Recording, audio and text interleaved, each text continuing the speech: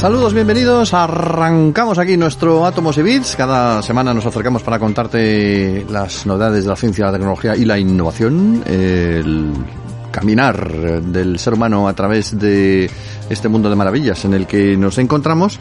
Y lo hacemos a través de Lenovo, con la compañía de Lenovo, que como siempre está en vanguardia de todo, incluso también de los teléfonos móviles con su Motorola One, que por cierto ya tenemos una nueva versión del Motorola One, el Hyper, con claridad, con la máxima resolución, con un sensor de máxima resolución de 64 megapíxeles que ofrece un gran nivel de detalle y precisión de color con cada disparo fotográfico. Bueno, tienes las novedades del Moto G8 Plus, tienes también el Motorola One Macro, el Motorola One Zoom, el Motorola One Action, el Motorola One Vision. Bueno, hay Motorola One, todos los que quieras, en la página de Lenovo.com, con toda su tecnología de leyenda. Este programa sale adelante gracias al control de sonido de David Alonso, y tenemos con nosotros, como siempre, a José Manuel Nieves, que enseguida le saludamos. También el saludo de Pedro Pablo May. Arrancamos pues a Átomos y Bits. Don José Manuel, ¿cómo está usted? Muy buenas, ¿qué tal? Te veo con la bata blanca, hoy has venido de científico especializado de la NASA. Y con mascarilla de cuerpo entero, ¿no? Y con mascarilla de... No quería decirlo, pero sí, ya te veo con la mascarilla de cuerpo entero. Pero no vamos a hablar de cosas malas, sino de cosas buenas, interesantes. Deberíamos un día hablar del coronavirus, porque hay muchas cosas ahí que la gente no acaba de entender. Me sacas de la coronita y ya no llego muy lejos, la verdad. Pero bueno, a lo que ahí vamos. Hoy es que tenemos unos temas, como siempre, interesantes, y uno de ellos, además, que bueno, que es que como estamos locos por encontrar al extraterrestre que hay en nosotros, o que esté cerca de nosotros, pues claro, cada vez que vemos una cosa relacionada con, o posiblemente relacionada con ET, pues yo es que me entusiasmo enseguida. Y ahora, con la proteína extraterrestre esta que han encontrado en un meteorito, pues vamos, el regalo de Andrómeda, que vino de Andrómeda, ¿no? Como la película aquella. A ver, dices bien, pero es una polémica que hay ahora mismo, porque hay un equipo de científicos de la Universidad de Harvard que dice que ha encontrado en un meteorito una proteína entera, una proteína, además una proteína cuya estructura nunca había sido vista hasta el momento, es decir, completamente nueva. No se sabe qué es lo que puede hacer o qué es lo que hace esa proteína, y hay otros que no se creen esa noticia, creen que ha habido alguna mala interpretación de los datos y que eso no ha sido así. Es decir, es un tema que está ahora mismo en el candelero y está en medio de una polémica científica que se resolverá próximamente, porque otros grupos van a intentar hacer lo mismo, ¿no? Uh-huh. Para ver si también ven es que encontrar una proteína una cosa tan compleja como una proteína dentro de una roca extraterrestre es una cosa muy difícil, es un procedimiento muy complejo, con muchos pasos, y es fácil que se pueda haber producido algún error. Pero vamos allí. Si el hallazgo se confirma, es decir, si efectivamente hay un equipo de investigadores que ha encontrado una proteína extraterrestre, eso sería un paso de gigante hacia la búsqueda de vida fuera de la Tierra, y también una información valiosísima que apunta a cómo podría haber sido el origen de la vida en nuestro propio planeta, ¿no? ¿En qué meteorito? ¿Dónde ha caído el meteorito? En Argelia. Es un meteorito que se conoce desde hace tiempo. Lo que pasa es que, claro, a medida el meteorito no es novedoso, no es nuevo, pero lo que sí es nuevo son las capacidades tecnológicas de los laboratorios, de los investigadores, que pueden hacer análisis cada vez más complejos, ¿no? Y esos análisis pues van revelando cada vez más cosas de los mismos meteoritos que tenemos. No es que de repente haya llegado uno y tal, sino que es uno que ya existía. No es la primera vez, o sea, ha habido muchas ocasiones, hemos hablado de eso aquí hasta la saciedad, que los investigadores han encontrado en cometas, en meteoritos, han encontrado materia orgánica. Pero materia orgánica que son azúcares, algunas moléculas prebióticas, incluso aminoácidos, ¿no? Que son todo ladrillos de la vida, precursores de la vida. Pero hasta ahora nadie había encontrado una proteína, y es que una proteína es varios órdenes de magnitud más compleja que cualquiera de estas moléculas que se encontraban previamente. Es una cosa ya muy compleja y que muy difícilmente se puede haber formado por casualidad, simplemente por una reacción química de átomos de carbono o de cualquier otro material, ¿no? ¿Y quién encontró? ¿Quién ha encontrado esto? ¿Cómo? ¿Quién ha encontrado un equipo de la Universidad de Harvard, como te he dicho. Bueno, la cuestión es que este equipo de investigadores dicen que han encontrado una proteína a la que han llamado hemolitina, y como ya te he dicho, lo han hecho en el interior de un meteorito que cayó en Argelia en 1990. Según se explica en el estudio que han publicado, la hemolitina era una proteína pequeña y estaba compuesta principalmente de glicina y de otros aminoácidos, pero resulta que en sus extremos tenía átomos de oxígeno, litio y hierro, y esa disposición, ¿sabes? Cuando se dibuja una proteína, se dibuja como una especie de cadenas enlazadas, ¿no? Que con bolitas. Una forma, exacto, con bolitas y con palitos que unen a las bolitas. Bueno, pues esta, que es larga, es una proteína de forma alargada, en los extremos tiene estos átomos de oxígeno, de litio y de hierro. Y esa disposición nunca se había visto en ninguna proteína conocida. Uh-huh. ¿Qué pasa? Pues que, como te estaba diciendo, las proteínas son mucho más complejas que otras sustancias orgánicas, otras materia orgánica previamente encontrada, y además son esenciales para el desarrollo de los seres vivos.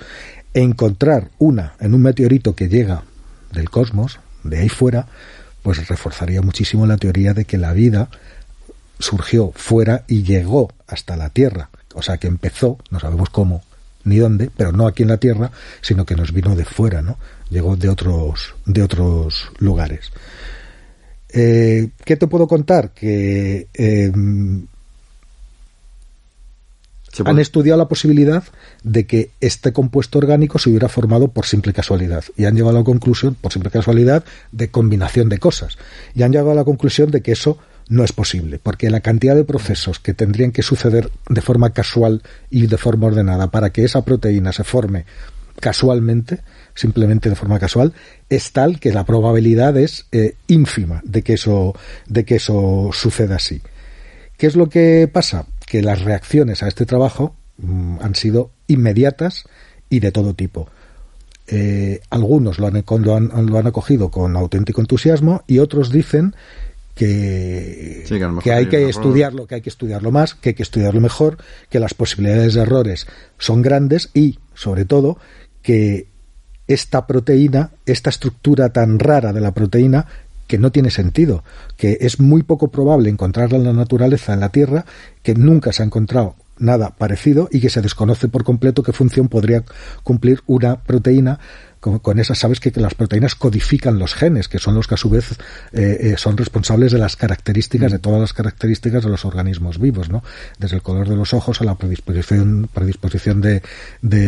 enfermedades, a la estructura, a que haya tejidos diferentes, o sea, todo lo hacen las proteínas, ¿no? Bueno, pues esta proteína no se sabe, o sea, tiene una estructura tan rara y tan extraña que no, según algunos, es imposible que esto se genere en la naturaleza. Me voy a poner en plan ciencia ficción. Es que siempre me acuerdo de la peli de Spielberg, que cogían el fragmento de ADN y entonces en Parque Jurásico de un fragmento de ADN construían dinosaurios. Eso es distinto. ¿Se podría construir, si esta proteína se confirma que es una proteína real y es de algún organismo vivo, se podría reconstruir ese organismo a partir de esta proteína? No. Estamos en una fase todavía anterior. Tú lo que dices sería una cadena entera de proteínas, o sea, el ADN. Fíjate que el ADN humano, por ejemplo, tiene 23.000 genes. Eso quiere decir que hay 23.000 proteínas que han codificado cada uno de esos genes. Hace falta mucho más. Pero sí es verdad que es un salto de gigante con respecto a las moléculas y a los compuestos orgánicos prebióticos, es decir, previos a la vida, los ladrillos de la vida que se habían encontrado previamente. En este caso, ¿qué es lo que tenemos que hacer? Esperar.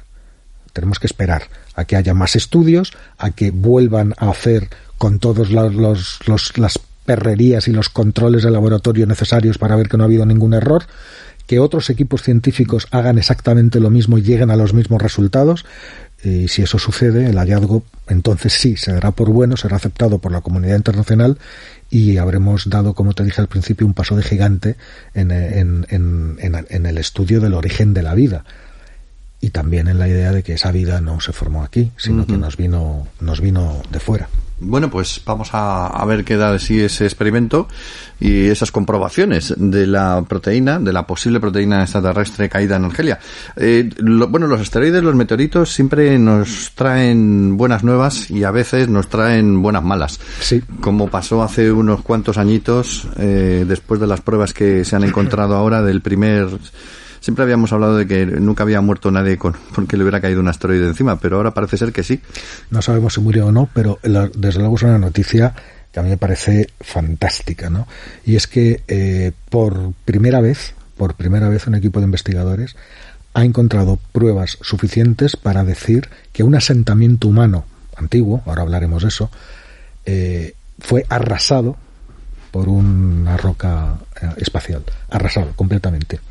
Y de forma instantánea, sometiéndolo a una temperatura ambiente superior a los 2000 grados. Madre. De golpe.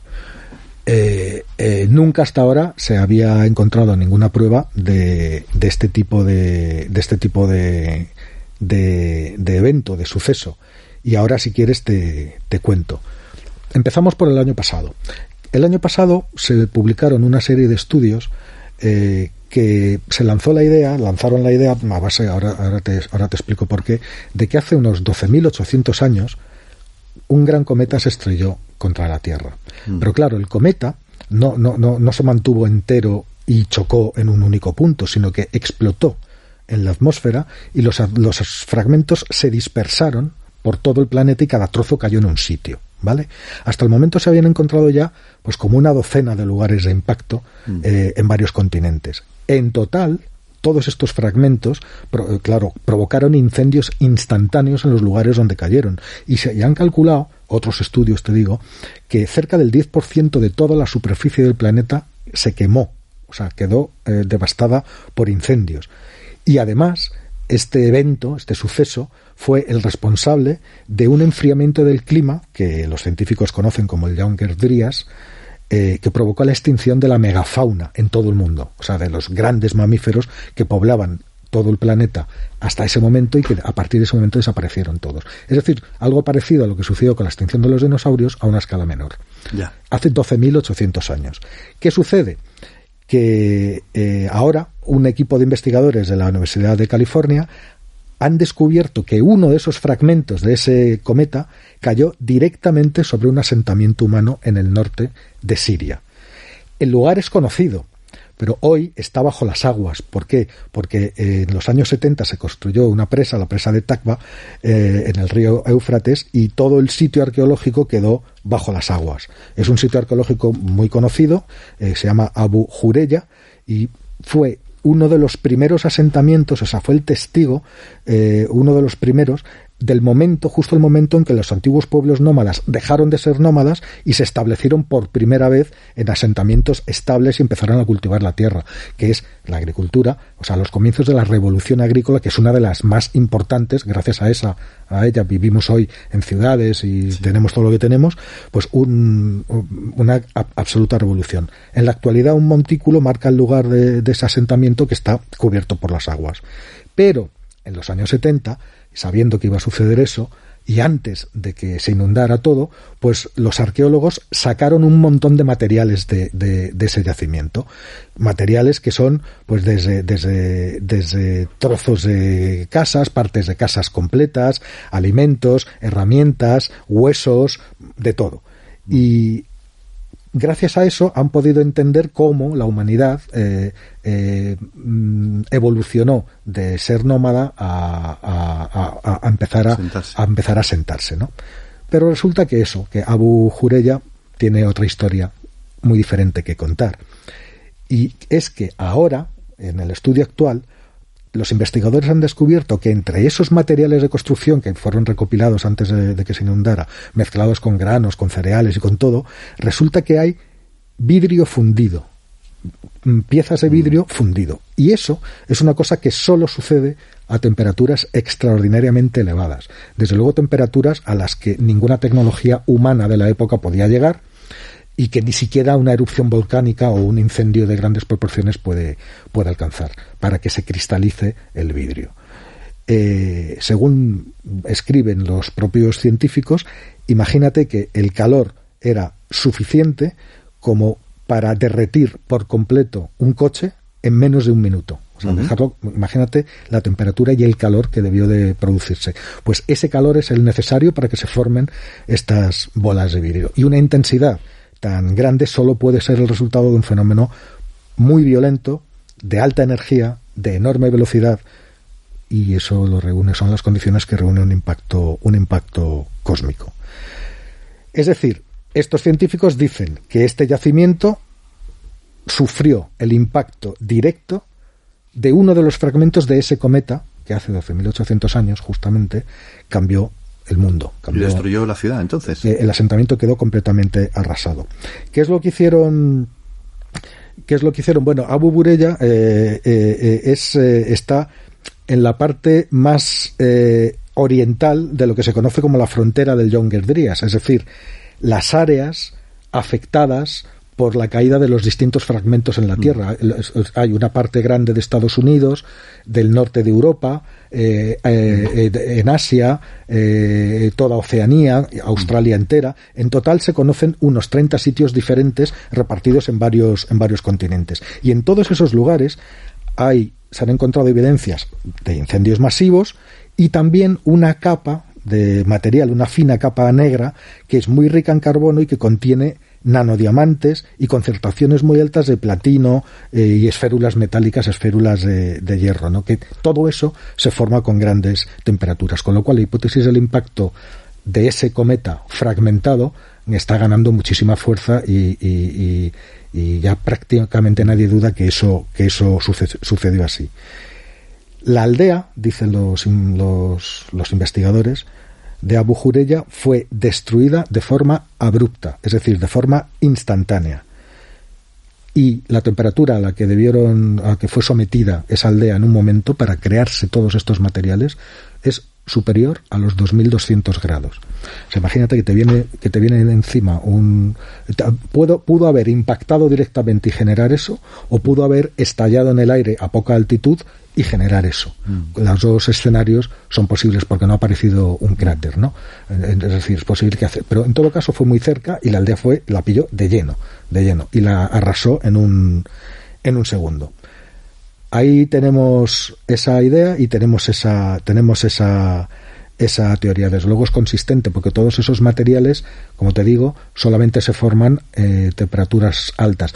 Hay una cosa que además todos esos tipos de materiales que no se encuentran normalmente a temperatura ambiente en otros lugares de la Tierra, en todos los lugares donde ha habido un impacto abundan muchísimo, con lo cual la teoría del impacto sigue siendo... Pero había un misterio, que es que en este caso están repartidos todos esos materiales formados en el momento de la explosión, están repartidos en un arco de 15.000 kilómetros. Muy repartidos. Muchísimo espacio, ¿eh? Y los científicos dicen, claro, que es muy diferente este multiimpacto, es decir, muchos fragmentos cayendo cada uno en un sitio, ¿vale?, a un impacto único, porque muchos fragmentos cayendo en muchos sitios pueden crear miles de corrientes de aire en lugares diferentes y que al final abarcan todo un hemisferio entero. Pueden abarcar todo un hemisferio entero. Imagínate la corriente de aire que genera un impacto de estas características, ¿no?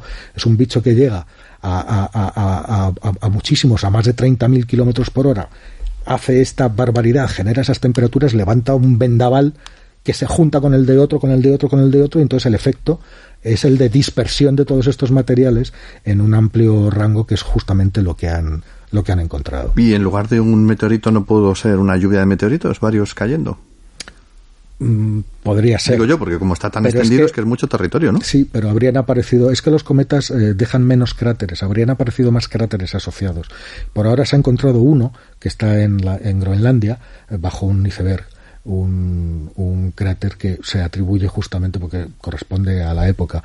Pero el hecho de que no dejara cráteres, es mucho más probable un objeto grande que se fragmentara al entrar en la atmósfera y que hiciera múltiples impactos a muchos objetos, y el hecho de que no haya cráteres además tiende a a que los científicos tiendan más a la posibilidad del cometa. ¿Llegaron a enterarse los habitantes de la ciudad o no, simplemente pim pam pum hasta que llegaron? Pues no sé, debieron de ver una estela, como cuando cruza un bólido, ¿no? Debieron de ver una estela luminosa en el cielo, solo que en lugar de verla pasar vieron que se les venía encima y fue lo último que vieron. Por eso dicen lo de que los galos decían lo de que solo temían que el cielo cayera sobre sus cabezas, ¿no? Claro, pues en este caso cayó, y además fíjate, con tan mala suerte, uno de los primeros asentamientos humanos dice, ahora que hemos dejado de corretear, nos quedamos quietos, y la primera vez que nos quedamos quietos, zasca, ¿no? pues son cosas que pasan, ¿no? Moraleja, no te pares.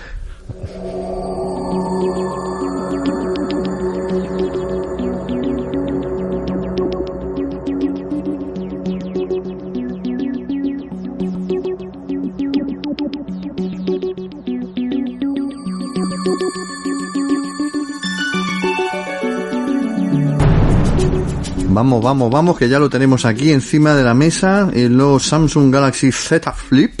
Sí. Acabamos de comprobar... Se llama Flip porque te flipa, ¿verdad?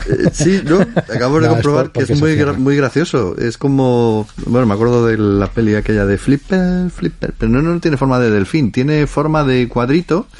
O sea, es como una caja de rapé. Si yo fuera un señor del siglo XVIII, llevaría una caja de rapé y diría, espérate un momento, pero voy a sonarme la nariz. Y en este caso, en lugar de eso, diría, perdón un momento, pero voy a llamar por teléfono, y entonces abriría la cajita y dentro hay un teléfono. Bueno, hay que decir que los de Samsung son muy rápidos, y en cuanto Motorola desveló su idea de hacer el Motorola Razr, ¿sabes? ¿No? Ese concha que hablamos, y hacerlo con una pantalla plegable de manera que lo llevas fácilmente en el bolsillo, lo hables y se queda como un teléfono normal, una idea que a mí me gustó muchísimo, pues Samsung pues también estaba haciendo el suyo, y ya lo tenemos, que es esto.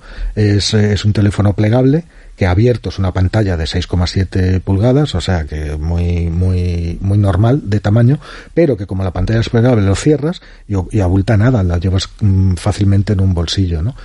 ¿Qué pasa? Es un teléfono muy caro, cuesta unos 1.500 euros. ¿Cómo? Pues sí, 1.500 euros, porque las pantallas plegables son caras, son muy caras, o sea, no son baratas, y son para el que quiera tener lo último de lo último y dejarla así distraídamente encima de la mesa en una cafetería para que te lo roben, porque es lo más que te pueden hacer, ¿no? Y bueno, y en cuanto a especificaciones, desde luego no tiene nada que ver con el modelo super de Samsung, que es el nuevo, el Galaxy, el S20, que tiene unas especificaciones de leyenda.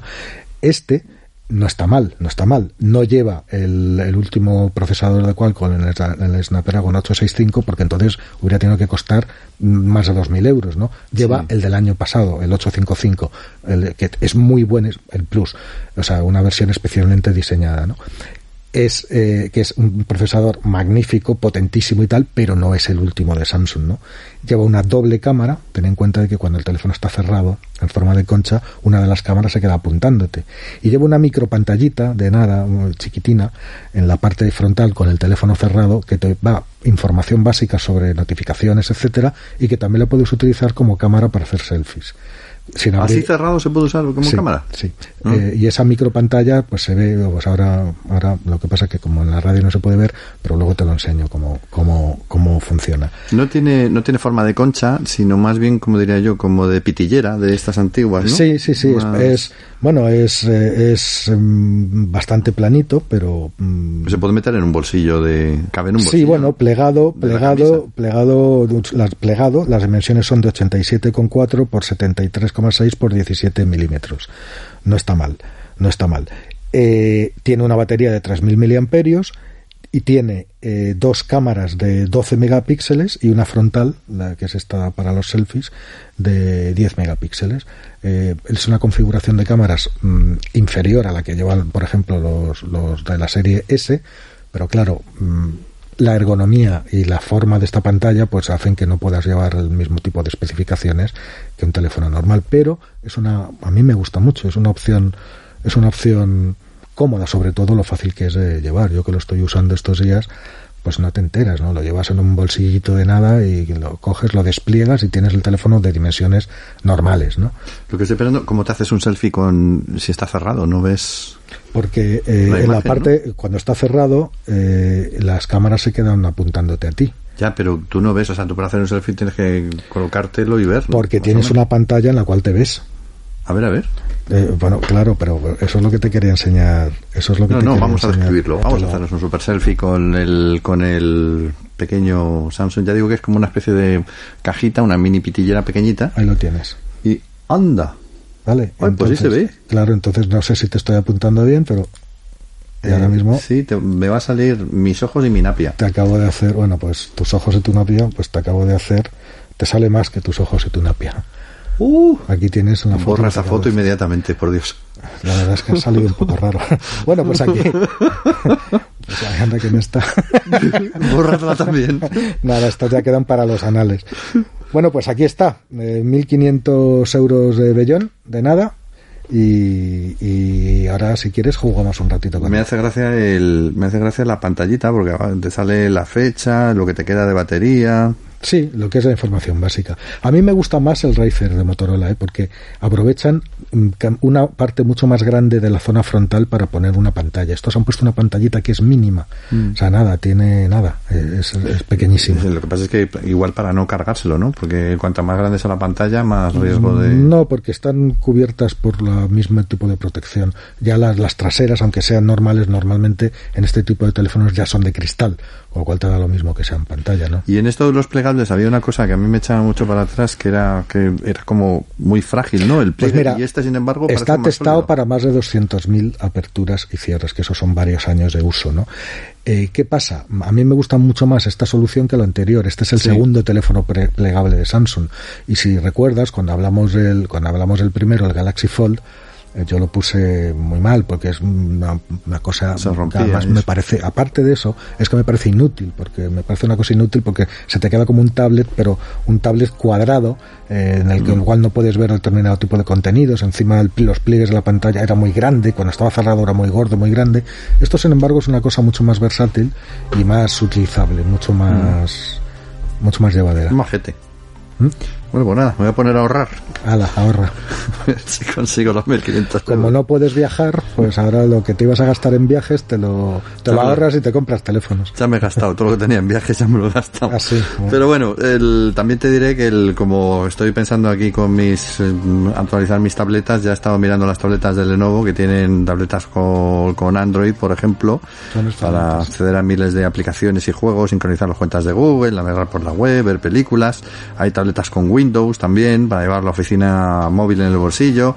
Hay pues la realidad aumentada y virtual, dispositivos inteligentes, adiós a los teclados, como quien dice. En fin, todo eso es lo que tienes en la página de lenovo.com con lo que tiene que ver con las tabletas, tecnología de leyenda. Don José Manuel Nieves, si un meteorito no lo impide, estaremos por aquí próximamente la semana que viene. Nos vemos a la siguiente. Y don David Alonso, lo mismo digo, tenga usted cuidado en su asentamiento humano, y si ve un bólido por encima de su cabeza, salga corriendo. Saludos de Pedro Pablo May. Hasta que el cielo caiga sobre nuestras cabezas, volveremos aquí en una semana más. Chao.